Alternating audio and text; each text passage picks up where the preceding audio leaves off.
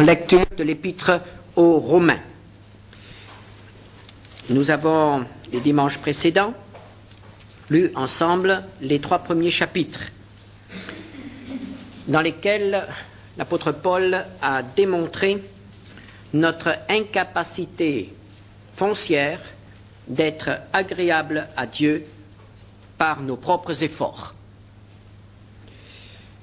Le chemin de la loi, nous l'avons appelé le chemin « je fais », aboutit à une impasse. Aucun homme ne peut obéir à toute la loi. Le chemin de la loi aboutit donc à la condamnation, car Dieu est juste et il doit condamner celui qui enfreint la loi. Alors comment être agréable à Dieu? Paul, à la fin du chapitre 3, a montré un autre moyen, un autre chemin. Verset 21, mais maintenant sans la loi. Et nous avons vu, verset 22, ce chemin c'est par la foi. Alors que la loi fait dire à l'homme « je fais », l'autre chemin fait dire à l'homme « je crois ». Ce n'est plus l'effort, c'est la confiance. Mais alors, est-ce que ce moyen nouveau, ce chemin nouveau, indiqué par l'apôtre Paul, est en contradiction avec ce qu'enseignent les Écritures, avec l'Ancien Testament? Le chapitre 3 se termine par ces paroles, au verset 31. « Anéantissons-nous donc la loi par la foi ?» C'est la question. Est-ce que Paul est en contradiction avec l'Ancien Testament? Car ici, le mot « loi » doit être pris dans le sens général de l'Ancien Testament, les Écritures, de la Genèse à Malachie. Et l'apôtre Paul répond à la question « Est-ce que mon enseignement est biblique ?» Question importante que nous devons poser chaque fois que nous entendons quelque chose qui semble être nouveau. Est-ce que cet enseignement-là est biblique? Ou bien est-ce qu'il n'anéantit pas quelque chose dans la parole de Dieu? Anéantissons-nous donc la loi par la foi? Et il répond, loin de là. Au contraire, nous confirmons la loi. L'apôtre Paul répond d'un non catégorique. Il dit bien au contraire. Ce que j'enseigne là est conforme à ce qu'enseigne l'Ancien Testament. Et il va nous le démontrer. Et cela est extrêmement important. Il va nous le démontrer au chapitre 4. Et nous lirons les 8 premiers versets. Que dirons-nous donc qu'Abraham, notre père, a obtenu selon la chair? Si Abraham a été justifié par les œuvres, il a sujet de se glorifier, mais non devant Dieu. Car que dit l'Écriture? Abraham crut à Dieu, et cela lui fut imputé à justice. Or, à celui qui fait une œuvre, le salaire est imputé non comme une grâce, mais comme une chose due. Et à celui qui ne fait point d'œuvre, mais qui croit en celui qui justifie l'impie, sa foi lui est imputée à justice. De même, David exprime le bonheur de l'homme à qui Dieu impute la justice sans les œuvres. Heureux ceux dont les iniquités sont pardonnées et dont les péchés sont couverts. Heureux l'homme à qui le Seigneur n'impute pas son péché. Paul va prendre 2 exemples et il va montrer comment, dans l'Ancienne Alliance, l'Ancien Testament, les hommes ont été justifiés. Mais avant de considérer ces 2 exemples, il faut que nous essayions de comprendre ce que cela signifie être justifié. Qu'est-ce qu'être justifié? Quelqu'un qui est justifié.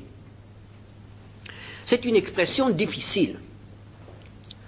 Luther ne fut délivré de ses angoisses qu'à partir du moment où il a bien compris ce que signifiait être justifié ou être juste aux yeux de Dieu. Je me souviens d'un cher ami missionnaire qui s'attela à la traduction de l'Épître aux Romains.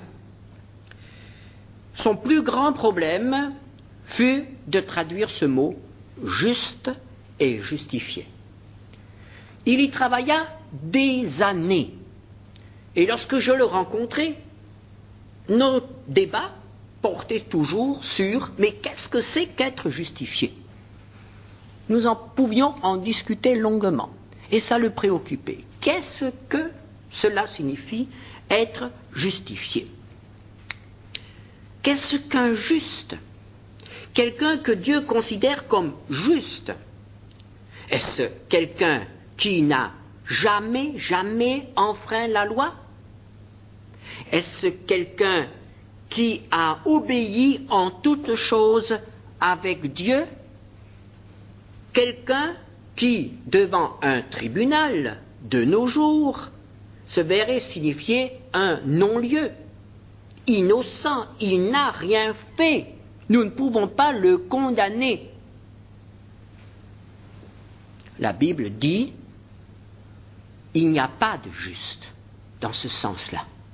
Il n'y a pas un seul homme qui est satisfait à toutes les exigences de la sainteté de Dieu. Pas un seul homme.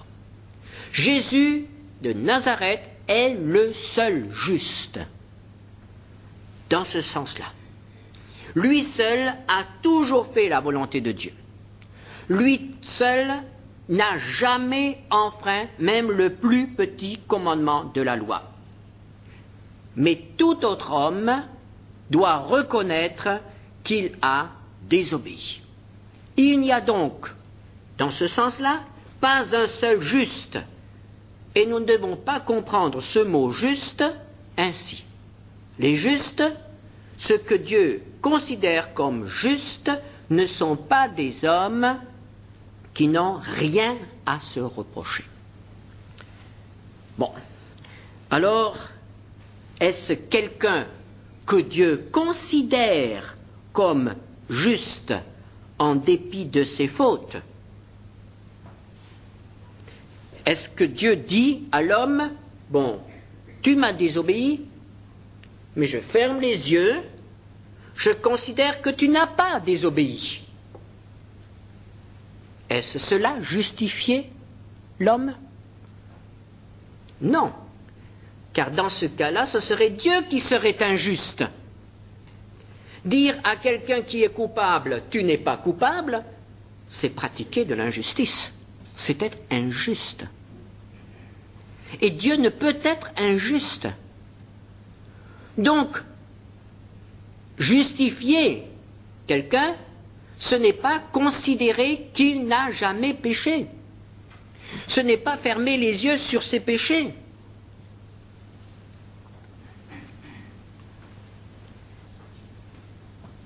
Lorsqu'il est question de justification dans la Bible, cela ne signifie donc pas qu'il s'agit d'hommes qui n'ont jamais rien fait de mal, et cela ne signifie pas non plus que ce sont des hommes que Dieu considère comme s'ils n'avaient jamais rien fait de mal.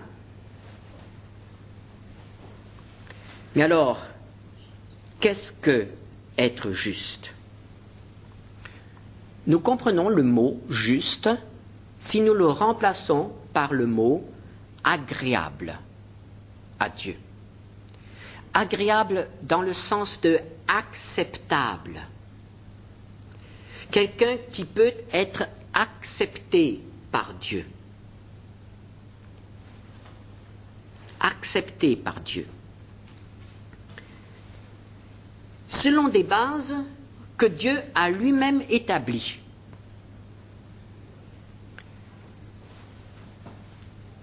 Dieu est souverain. Et il établit lui-même les conditions d'accès en sa présence. Et ces conditions ne peuvent pas être discutées. Nous savons qu'elles sont justes. Et voici donc ce qu'il décrète. Il y a 2 moyens pour être accepté par moi. Le premier moyen, c'est la loi. Fais tout ce que je te dis, ne désobéis jamais, dans ce cas je t'approuve, ça va bien. Et nous voyons que nous n'y arrivons pas. L'apôtre Paul a parlé d'un autre moyen.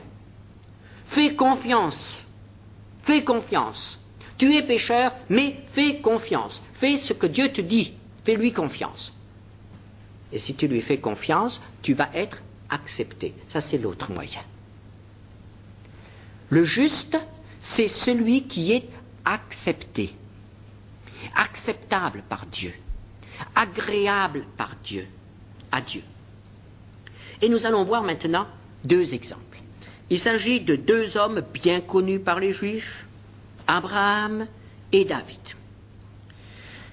Paul pose la question, mais qu'est-ce qu'Abraham, notre père, a obtenu selon la chair, c'est-à-dire par ses propres efforts? Mais qu'a-t-il donc fait? Oh, Abraham a fait des choses remarquables. Abraham a quitté son pays, a quitté ses amis, a quitté sa famille. Abraham a obéi à Dieu. Il a fait quelque chose de très important. Il a renoncé à toute une vie sédentaire, probablement, pour devenir un nomade, parce que Dieu le lui demandait. Abraham a fait d'autres choses remarquables. Lorsqu'il s'est trouvé en Canaan, à chaque étape, il bâtissait un autel, il offrait des sacrifices. C'est faire quelque chose, cela. C'est faire quelque chose de très important. Il parlait de Dieu là où il habitait. Et enfin, une grande œuvre aussi d'Abraham a été d'accepter de donner à Dieu le fils Isaac qu'il lui réclamait. Le couteau était dans la main d'Abraham. Abraham était prêt à sacrifier son fils unique, né de Sarah. Ce sont des choses importantes. Abraham a fait des choses importantes. Il a fait des choses qui sont certainement qui dépassent ce que nous avons à présenter à Dieu dans le domaine des œuvres. Mais l'apôtre Paul dit, si c'est sur cette base-là qu'il a été agréable à Dieu, si c'est sur cette base-là qu'il pense mériter l'approbation de Dieu, il peut se glorifier par rapport aux autres hommes parce qu'il a fait plus qu'eux, mais pour Dieu c'est insuffisant. Ce n'est donc pas sur la base des œuvres et des efforts qu'Abraham a été déclaré juste. Quand a-t-il été justifié? Au chapitre 4, verset 3, que dit l'Écriture? Abraham crut à Dieu et cela lui fut imputé à justice. Et nous allons voir d'où Paul a tiré cette phrase, puisqu'il dit c'est l'Écriture. Et nous trouvons cette phrase dans Genèse 15, versets 1 à 6. Et il faut que nous lisions ce texte. Genèse 15, versets 1 à 6. Après ces événements, c'est-à-dire après le combat d'Abraham contre Kédor-Laomer, qui avait vaincu les rois de Sodome, après avoir rencontré Melchisédek, auquel il a donné la dîme, chapitre 15, verset 1er, après ces événements, la parole de l'Éternel lui fut adressée dans une vision, et il dit, Abraham, ne crains point, je suis ton bouclier, et ta récompense sera très grande. Abraham répondit, Seigneur éternel, que me donneras-tu? Je m'en vais sans enfant, et l'héritier de ma maison, c'est Eliezer de Damas. Et Abraham dit, voici, tu ne m'as pas donné de postérité, et celui qui est né dans ma maison sera mon héritier. Alors la parole de l'Éternel lui fut adressée ainsi, ce n'est pas lui qui sera ton héritier, mais c'est celui qui sortira de tes entrailles qui sera ton héritier. Et après l'avoir conduit dehors, il dit, regarde vers le ciel et compte les étoiles, si tu peux les compter. Et il lui dit, telle sera ta postérité. Un entretien entre Dieu et Abraham. Et voici le verset, Voici la phrase que l'apôtre Paul reprend dans l'Épître aux Romains, verset 6. Abraham eut confiance en l'Éternel qui le lui imputa à justice. C'est la phrase clé dans la vie d'Abraham. Abraham eut confiance. Et il a confiance en l'Éternel, et l'Éternel lui dit, cette confiance-là, je la mets sur ton compte. Sur ton compte. On impute quelque chose sur le compte de quelqu'un, quand on lui verse une somme. Et là, le Seigneur dit, cette confiance, je la mets sur ton compte. Et à partir de ce moment-là, sur la base de la confiance, je te déclare juste. Tu m'es agréable. Je t'accueille sur la base de la confiance que tu me témoignes. Et nous remarquons une chose, c'est une confiance en une promesse de Dieu. Il n'a pas d'enfants et Dieu lui dit, tu auras des enfants, tu deviendras un peuple. Et Abraham lui fait confiance. Et c'est à ce moment-là qu'il devient agréable à Dieu. Prenons maintenant David. David, lui, fait partie du peuple de Dieu. Il a vécu environ entre 8 siècles et 10 siècles après Abraham. Entre-temps, Moïse a reçu la loi et Israël est sous l'alliance de la loi, l'alliance du Sinaï.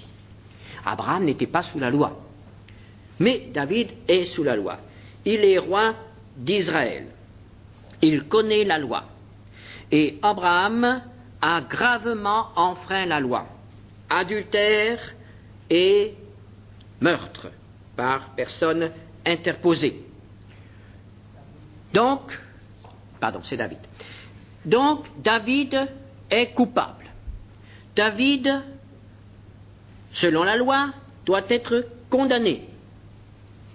Et la condamnation est tout à fait claire, la mort. Et pourtant, il a été pardonné. Il est resté roi. Qu'a-t-il fait? Qu'a-t-il fait? A-t-il donné beaucoup d'argent? A-t-il fait un pèlerinage? A-t-il fait du bien? Non. Il a fait confiance en la miséricorde de Dieu. Lisez le psaume 51. Et ici, le psaume, c'est une citation du psaume 32. Il a fait confiance en la miséricorde de Dieu qui ne repousse pas celui qui a le cœur brisé, celui qui s'humilie, celui qui demande pardon et qui croit que Dieu est miséricordieux. Il a été pardonné sans contrepartie. Il n'a rien offert pour être pardonné. Il a fait confiance à Dieu. Verset 28. Heureux l'homme à qui le Seigneur n'impute pas son péché. Tout à l'heure, nous avons vu que Dieu a imputé la confiance sur le compte d'Abraham et maintenant Dieu ne va pas imputer le péché, mettre le péché sur le compte de David parce que ce péché a été pardonné. Paul prend donc 2 exemples de l'Ancien Testament. Abraham, un homme qui fait confiance à Dieu et qui entre en relation avec lui par ce moyen. David, un juif sous la loi, qui obtient le pardon de ses péchés parce qu'il fait confiance à Dieu.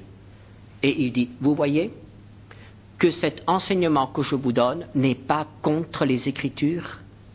Déjà, dans l'Ancienne Alliance, les relations avec Dieu n'étaient possibles que sur la base de la confiance et non pas sur la base des efforts personnels.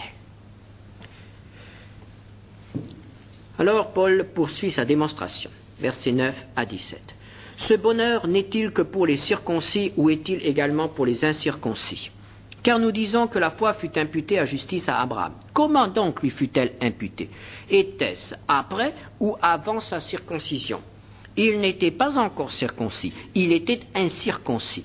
Et il reçut le signe de la circoncision comme sceau de la justice qu'il avait obtenu par la foi quand il était incirconcis. afin d'être le père de tous les incirconcis qui croient, pour que la justice leur fût aussi imputée, et le père des circoncis qui ne sont pas seulement circoncis, mais encore qui marchent sur les traces de la foi de notre père Abraham quand il était incirconcis. En effet, ce n'est pas par la loi que l'héritage du monde a été promis à Abraham ou à sa postérité, c'est par la justice de la foi. Car si les héritiers le sont par la foi, la foi est vaine et la promesse est anéantie. Parce que la loi produit la colère et que là où il n'y a point de loi, il n'y a point non plus de transgression. C'est pourquoi les héritiers le sont par la foi, pour que ce soit par grâce, afin que la promesse soit assurée à toute la postérité, non seulement à celle qui est sous la loi, mais aussi à celle qui a la foi d'Abraham notre Père, à tous, selon ce qui est écrit, « Je t'ai établi Père d'un grand nombre de nations. Il est notre Père devant celui auquel il a cru, Dieu qui donne la vie aux morts et qui appelle les choses qui ne sont point comme si elles étaient. » Paul aborde maintenant une autre question, celle de la circoncision. Dans l'optique juive, la circoncision attestait l'appartenance à la descendance d'Abraham. Ce sont les descendants d'Abraham qui étaient circoncis, le 8e jour. Tout homme circoncis portait donc dans sa chair la marque de l'appartenance au peuple d'Israël, donc au peuple élu.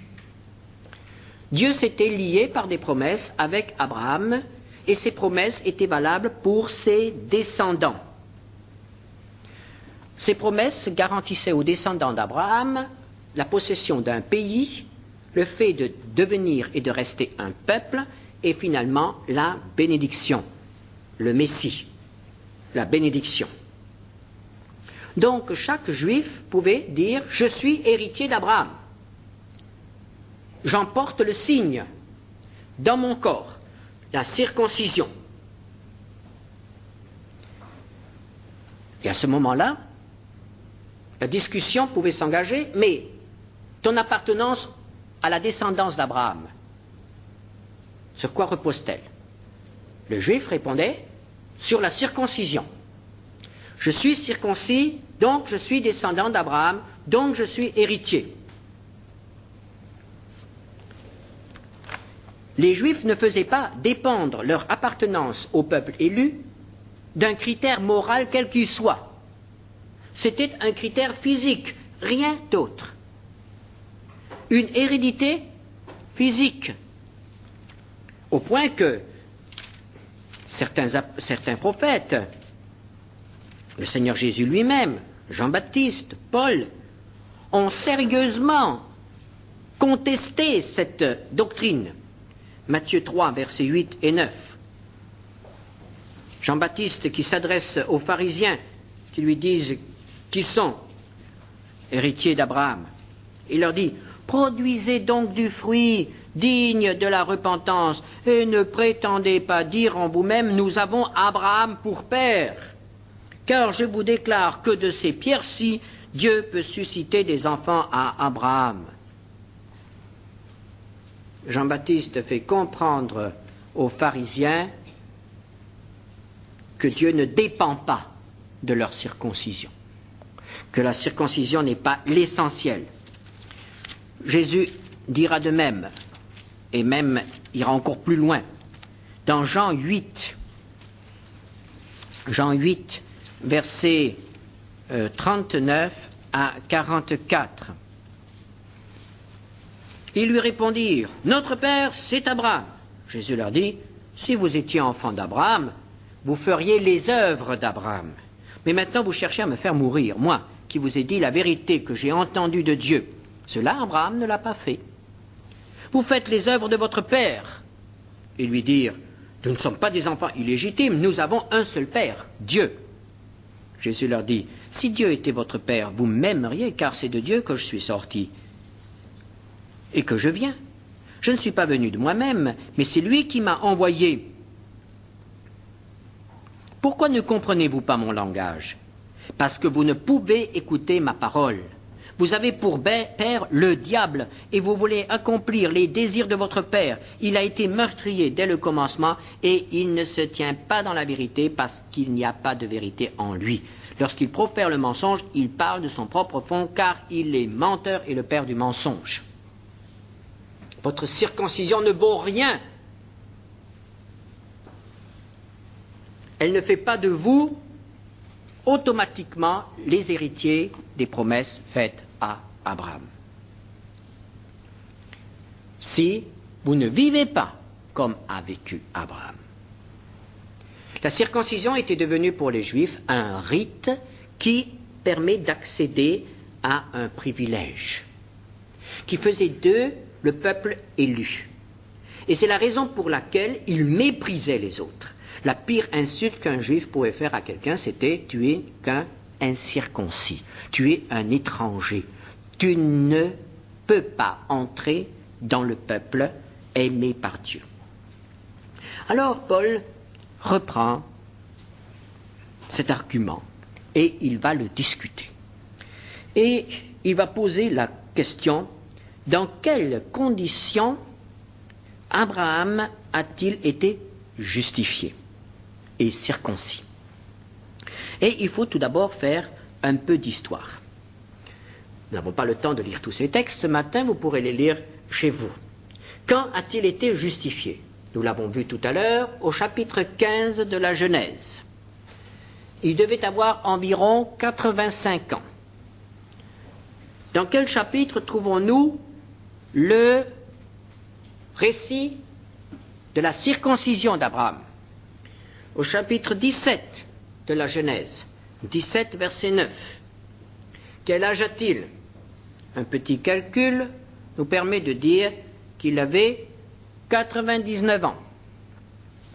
Donc, 14 ans séparent, 14 ans au moins, séparent le moment où Abraham a reçu de Dieu la certitude qui lui était agréable et le moment où il a reçu la circoncision. Donc la justification ne peut pas découler de la circoncision, puisque la circoncision est venue 14 ans après. Qu'est-ce donc que la circoncision par rapport à la justification?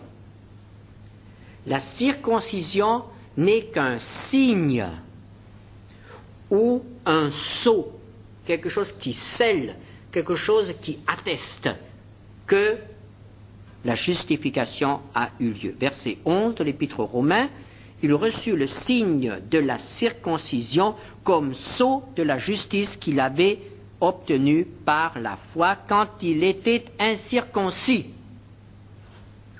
La circoncision vient donc après et elle n'est pas le moyen de la justification, elle est l'attestation de la justification. La foi est déterminante et non le rite. La circoncision sans foi ne peut pas rendre juste. Et si nous adaptons cela à la chrétienté, nous dirons que les sacrements, le rite, ne font pas le chrétien. Ce n'est pas le baptême qui est administré à un petit enfant qui fait de lui un chrétien. On a donné à des rites une valeur qui n'est pas biblique. Et le mot sacrement signifie, dans la doctrine de l'Église catholique, signifie que c'est quelque chose qui opère de lui-même sans tenir compte de la valeur morale de celui qui en bénéficie et de celui qui l'administre. Ainsi, la doctrine dit que le baptême est valable même si le prêtre est impie. Le baptême est valable même si celui qui est baptisé est inconscient. Le petit bébé. N'est-ce pas? Pourquoi? Parce que c'est le rite qui fait quelque chose, c'est le rite qui opère. Et ça, ce n'est pas biblique. Le rite sans la foi ne vaut rien. C'est comme les Juifs qui se disaient « nous sommes agréables à Dieu ».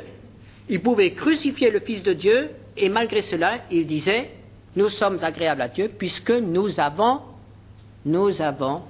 subi le rythme, nous avons bénéficié du rythme ».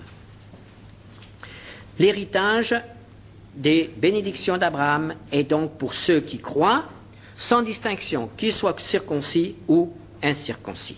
Et nous revenons maintenant à ce moyen que Paul a développé, juste par la foi. Mais avant de terminer, il faut encore nous poser une dernière question. La foi. Mais qu'est-ce que c'est? Qu'est-ce que c'est que la foi? Puisque tout dépend de la foi. Qu'est-ce que la foi? Là encore, nous avons des gens qui disent « moi j'ai la foi » et d'autres qui disent « moi je n'ai pas la foi ». Je suis croyant mais je ne pratique pas. Alors qu'est-ce que la foi? Chapitre 4, versets 16 à 24. C'est pourquoi les héritiers le sont par la foi, pour que ce soit par grâce, afin que la promesse soit assurée à toute la postérité, non seulement à celle qui est sous la loi, mais aussi à celle qui a la foi d'Abraham, notre Père à tous, selon qu'il est écrit « Je t'ai établi Père d'un grand nombre de nations. Il est notre Père devant celui auquel il a cru, Dieu qui donne la vie aux morts et qui appelle les choses qui ne sont point comme si elles étaient.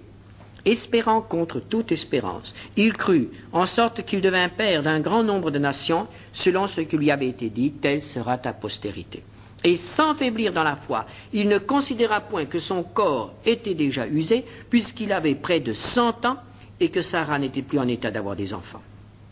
Il ne douta point par incrédulité au sujet de la promesse de Dieu, mais il fut fortifié par la foi, donnant gloire à Dieu. Et ayant la pleine conviction que ce qu'il promet, il peut aussi l'accomplir. C'est pourquoi cela lui fut imputé en justice. Mais ce n'est pas à cause de lui seul qu'il est écrit que cela lui fut imputé. C'est encore à cause de nous, à qui cela sera imputé, à nous qui croyons en celui qui a ressuscité des morts, Jésus notre Seigneur, lequel a été livré pour nos offenses et est ressuscité pour notre justification. Abraham est cité en exemple parce qu'il a eu la foi. Quelle foi? Quel est l'objet de sa foi? Au verset 17. Celui, Dieu, qui donne la vie aux morts. Cela le concerne d'abord lui-même.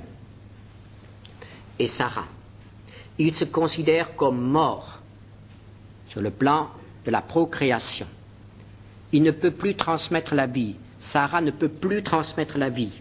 Mais Dieu lui dit, tu transmettras la vie. Donc pour Abraham, c'est clair. Dieu va donner la vie à ce qui est mort. La vie va jaillir. Et l'Épître aux Hébreux va encore plus loin.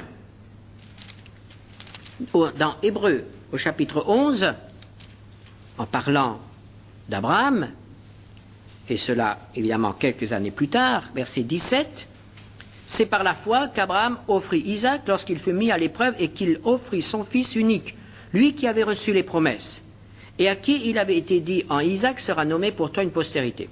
Il pensait que Dieu est puissant même pour ressusciter les morts. Aussi le recouvra-t-il par une sorte de résurrection. En qui Abraham a-t-il cru? Au Dieu qui donne la vie à ce qui est mort, ou qui rend la vie à ce qui a été frappé par la mort. En qui Abraham a-t-il cru? Toujours au verset 17. Et qui appelle les choses qui ne sont point comme si elles étaient. Dieu parlait de choses qui n'existaient pas, dont il n'y avait pas même la moindre trace de commencement. Il parlait d'un peuple nombreux qui sortirait des entrailles d'Abraham, alors qu'il n'avait même pas encore un seul enfant. Et Dieu décrivait déjà ce peuple innombrable. Il parlait des choses qui n'existaient pas encore. Et Abraham lui a fait confiance.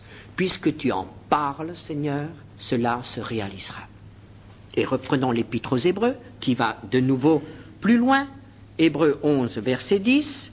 Il attendait la cité qui a de solides fondements, celle dont Dieu est l'architecte et le constructeur. Voilà la foi d'Abraham. La foi en un Dieu tout-puissant. Et nous allons voir comment cette foi a débuté puis a grandi dans la vie d'Abraham. Cela commence par, verset 18, espérant contre toute espérance. Il n'y avait plus rien à espérer, il a commencé à espérer. Et au verset 19, il ne considéra point que son corps était déjà usé et qu'il avait près de 100 ans et que Sarah n'était plus en état d'avoir des enfants. Il n'est pas arrêté par ce qui est visible. Il continue d'espérer. Il croit. Verset 20, il ne se laisse pas entamer par le doute. Il fortifie sa confiance. Il donne gloire à Dieu. Au verset 21, il aboutit à la pleine conviction que ce que Dieu promet, il peut aussi l'accomplir. Voilà la foi d'Abraham. Commence par une espérance, s'empare d'une parole de Dieu et la vit pleinement sans se laisser ébranler par tout ce qui vient comme pour s'opposer à la réalisation de ses promesses. Abraham ne voit rien pendant des années, mais il s'accroche à la parole de Dieu, parce qu'il croit que Dieu est tout-puissant. Voilà la foi d'Abraham. Et quelle foi nous est demandée à nous pour que nous soyons agréables à Dieu? Parce que là, nous comprenons qu'effectivement, cette foi-là a rendu Abraham agréable à Dieu. N'est-ce pas? On est tous d'accord. Bon. Alors, maintenant, qu'est-ce qui nous est demandé à nous? Quelle foi devons-nous avoir pour être justifiés? C'est encore, verset 24, c'est encore à cause de nous. À qui cela sera imputé? À nous qui croyons en celui qui a ressuscité des morts, Jésus notre Seigneur, lequel a été livré pour nos offenses et est ressuscité pour notre justification. Qui va être l'objet de notre foi? Dieu. Quel Dieu? Le Dieu qui a ressuscité Jésus. Le Dieu qui a rendu la vie à Jésus. Et nous voyons que c'est le même Dieu qu'Abraham. N'est-ce pas? Abraham croyait en un Dieu tout-puissant qui donne la vie aux morts. Et à qui croyons-nous? Au Dieu tout-puissant qui non seulement a rendu la vie à Jésus, mais a vaincu la mort par la résurrection, par la transformation du corps de Jésus. Vie éternelle, puissance de vie jusque dans l'éternité. Le Dieu tout-puissant qui a le pouvoir d'engloutir la mort et qui l'a manifesté en Jésus-Christ. Voilà le Dieu en qui nous sommes appelés à placer notre confiance. Pas en n'importe quel Dieu, mais au Dieu qui rend la vie aux morts. Une espérance. Nous ne l'avons pas encore vue, mais nous le verrons. Jésus-Christ, qui devient notre Sauveur, pourquoi, verset 25, qui est mort à cause de nos péchés, mais qui est ressuscité pour que nous soyons agréables à Dieu. Est-ce que c'est cela que nous croyons? Alors nous sommes justifiés. C'est-à-dire, alors nous sommes comme Abraham, agréables à Dieu. Cessons nos efforts. N'essayons pas de nous sauver par nos propres efforts. Il faut lui faire confiance. Nous sommes sur le chemin qui dit « Je fais confiance, je crois ». Et c'est un chemin qui est valable. Il est scriptuaire. Il est conforme à l'enseignement de toute la parole de Dieu, Ancien et Nouveau Testament. Le salut par la foi. C'était l'Évangile. La foi en celui qui a ressuscité Jésus. C'est cette foi qui sauve. Ce n'est pas la croyance en l'existence de Dieu. Ce n'est pas la pratique religieuse. Ce n'est pas telle ou telle expérience. Ce n'est pas l'acceptation, la participation à tel ou tel rite. Ce n'est pas le baptême ou la Sainte Seine qui font de nous des chrétiens. C'est la confiance en notre Seigneur Dieu, en notre Seigneur Jésus-Christ, au Dieu d'Abraham. Prions ensemble. Seigneur notre Dieu, nous te remercions parce que tu places les choses clairement devant nos yeux. Et tu nous fais comprendre pourquoi nous ne pouvons pas, par nos propres efforts, mériter ton approbation. Et pourquoi le chemin que tu as toi-même créé, ouvert pour nous, est bon, valable, parfait. Ce n'est pas un remplacement, ce n'est pas un pis-aller, c'est quelque chose de valable, parfaitement assuré. Ceux qui nous ont précédés ont eu accès à ta présence par ce moyen-là. Et nous voulons aussi, notre Dieu, croire en toi, te faire confiance de tout notre cœur, toi qui donnes la vie aux morts, toi qui as ressuscité Jésus.